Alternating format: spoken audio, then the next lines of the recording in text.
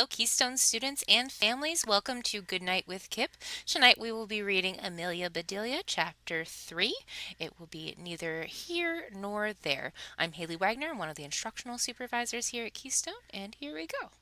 "Are we there yet?" asked Amelia Bedelia. Her dad looked back at her in the rearview mirror and said, "That's the best thing about roaming around. Since we don't have a destination, wherever we are, we're already there." Amelia Bedelia had to think about that for a minute. Then she said, "Well, if we're there, what can I do for fun?" Her mother reached into her travel bag, pulled out a book, and handed it to her. Amelia Bedelia flipped through it, and there were no comics, puzzles, or stories. "You should get your money back, Mom," said Amelia Bedelia. "All the pages in this book are blank." "I know," said her mother. "It's a journal.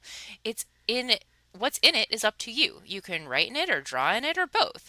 It will be your record of our vacation, like a diary." Her mother handed her a brand new box of colored pencils, too. "This feels like homework," said Amelia Bedelia.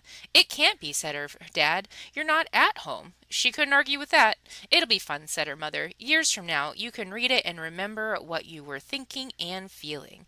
They turned onto a big highway and drove along with lots of other cars. They listened to the radio until the last station faded into static. Then Amelia Bedelia noticed the noise that became the soundtrack of their trip, the hum of the tires on the road, accompanied by the wind rushing by her window. Sometimes they'd pass other cars. Sometimes other cars passed them. Amelia Bedelia stared at the passengers. Where were they all going? Were they roaming too? A little boy stared back at her, then stuck out his tongue. She laughed and waved. He waved back and laughed too. Amelia Bedelia gazed at the houses they drove by.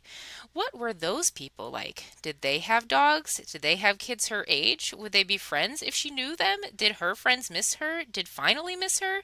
Her daydream ended when her dad bellowed, "Adventure, here we come!" As he took the next exit off the interstate. He began singing, "Off we go into the wild green yonder." Amelia Bedelia was amazed. Her dad was so happy. He always sang the wrong words when he felt goofy.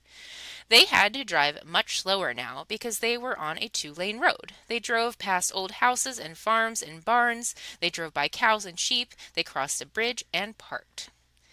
"We must be there," said Amelia Bedelia. "Exactly," said her mother. "Lunch will be served on the bank of that stream." Amelia Bedelia's father grabbed their picnic lunch from the trunk and pulled out a blanket for them to sit on. "This will keep the aunts from joining us," he said. Too bad, thought Amelia Bedelia. She kind of wished that some of her aunts and uncles and cousins had come along to keep her company in the back seat. It was times like this she really wished for a brother and really, really, really wished for a sister. After lunch, her mother made an announcement. "I was up late last night and early this morning packing. I'm taking a nap. Amelia Bedelia, you're in charge." Then she closed her eyes and put a floppy hat over her face. Amelia Bedelia buckled herself in. Her father leaned over and pointed at the map. "We are right here," he said. His finger was on a picture of a tiny picnic table. "Hey," said Amelia Bedelia, "why don't we sit at that table? It would have been better than the ground." "There was no table," said her father. "The picnic table is just a symbol. Look at the little box in the corner of the map. That's the key." Amelia Bedelia wondered if her dad needed a nap, too. A symbol wasn't anything like a table. She knew that because she tried playing the symbols in the school band, and there was no box on the map. It was flat. Plus, who needs a key? We need a key to lock the car, but you don't unlock a map, you unfold it. Amelia Bedelia's father started the car and pulled back out on the road. "Well, so far so good," he said. "Not really," said Amelia Bedelia. "We haven't gone so far, and it hasn't been so good." "Ha ha!" came a laugh from under the floppy hat.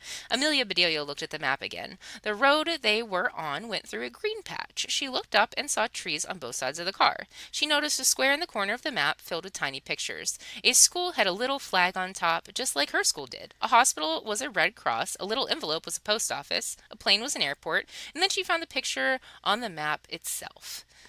"The maps are fun to figure out," said Amelia Bedelia. "I'm glad you think so," said her father.